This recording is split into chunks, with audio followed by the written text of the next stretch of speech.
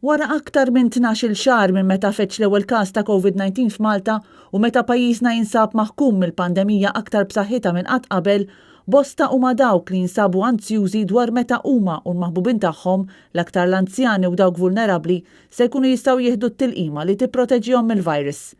Dan fil-waqt li d-deputati tal-Gvern qed jibqgħu jaħarbu milli jwieġbu min minnhom diġà ħal vaċċin.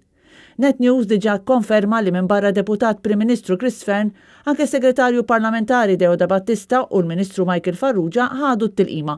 Dan tal-aħħar għallilna li hu kellu joħodha għax ikun irid imur idur mal-anzjani. Inti ħadtu l-vaċċin?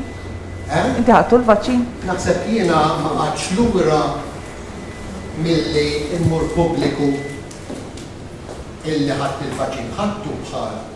Tabib għax ħadni fil-lista tat-tobba ara mill-lat professjonali.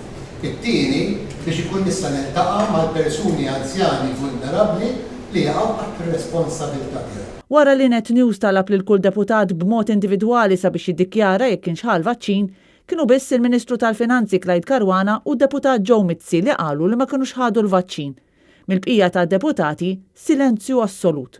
U biex żgur ma jagħtux rendikont lil poplu dwar x'għamlu mamlux id-deputati ta' Robert Abela, weġibna kelli mal-Kastilja illi spjegalna biss dak li skontu se jagħmel il-Prim Ministru.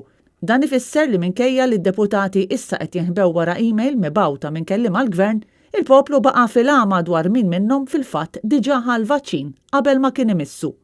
Net News reġabat jistaqsi jekk hemmx deputati l-Gvern li ħadu preċedenza fuq ħaddieħor u sa issa l-ebda tweġiba.